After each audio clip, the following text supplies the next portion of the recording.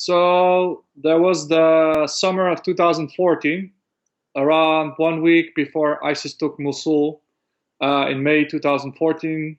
I took the decision with a Spanish photojournalist to go towards Syria, to Rojava. But at that time, it was very difficult to cross into Syria because the border was somehow closed because of the political differences between Iraqi Kurds and the Kurds in Syria. So it was very difficult for journalists to cross into Syria from the Kurdish-controlled border in Iraq. So me, with a Spanish journalist, photojournalist, decided to go to Syria. But for that, we had to cross through Iraqi border crossing. It's called the Rabia border crossing.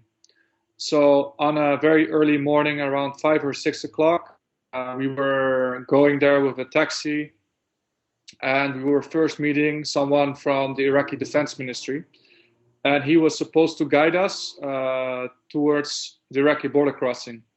But already the night before, I was afraid that we were going through Mosul, and I didn't want to go through Mosul because even before ISIS took Mosul, it was very dangerous to go there. There has always been kidnappings, people being like, there's a lot of cases of extortion.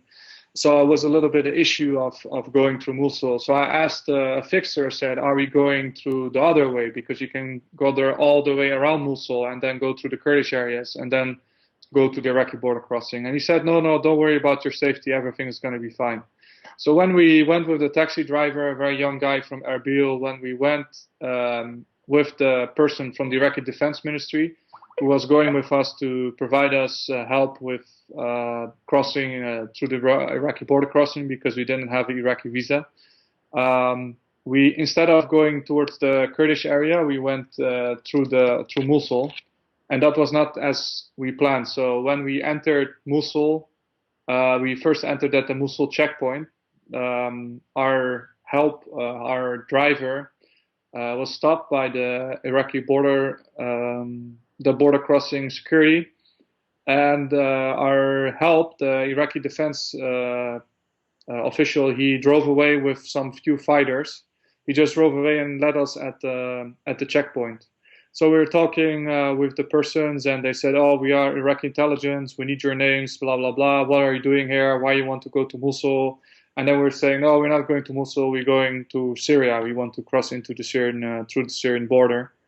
So in the beginning, they didn't let us. I made a few calls, and at the end, there was an Iraqi soldier, probably a colonel or a sergeant. He said, "Just go." He said in Arabic, "Ruba, just yalla yalla, ruh ruh." So we went through Mosul with a young Kurdish taxi driver from Erbil who doesn't speak a lot of English or Arabic. He just spoke Kurdish. And we went through the city of Mosul because I still wanted to go very badly to Syria, so we still went. And then we ended up in the middle of Mosul with no idea where to go to. And then we were just asking people, and the taxi driver didn't speak very good Arabic because he's a young kid from college, and he was never in Mosul before. So the people were just saying, go straight towards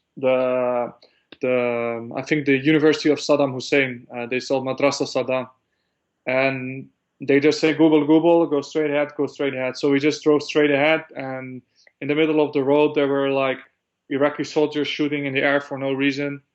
And it was very chaotic, and we went through Mosul. It was actually a little bit scary. And in the end, through Mosul city, and even people there, to my surprise, they were talking English. And then we ended up in an Iraqi border police checkpoint this time. And the police checkpoint said, "How the hell did you end up here in Zumar?" So we talked to them, and they said, "Do you know anyone who's Kurdish here?" And then there was some local Kurdish civilians. They tried to help us with the police, and they said, "We're going to call Asayish." And then in the end, the police, they drove us to the police station. And the police station, the officer was a Kurd.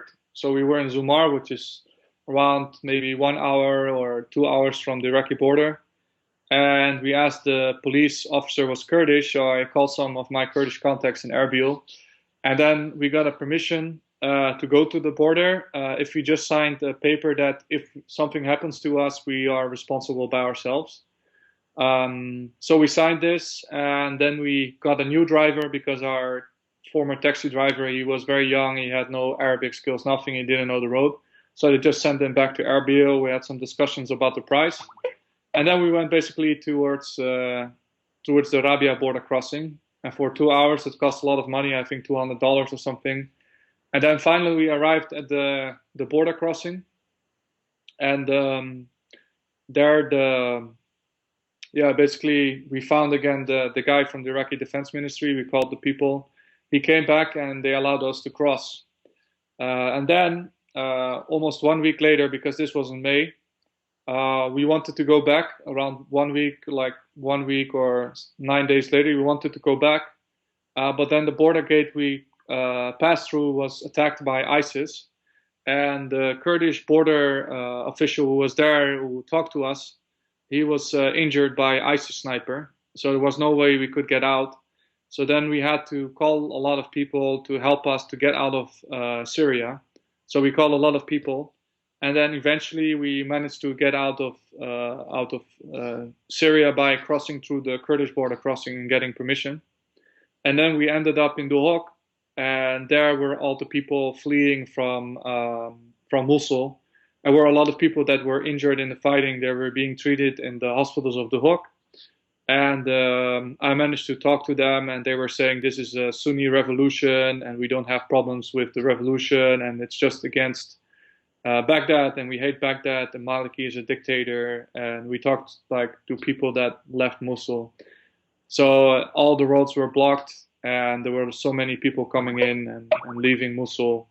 And it was a very hectic day after we crossed the border into Duhok, because it was just the fall of Mosul. So we basically were 1 week or a few days before ISIS took Mosul. We were inside of Mosul, but it was really unplanned, and it was a little bit a crazy ride through Mosul one week before ISIS took Mosul.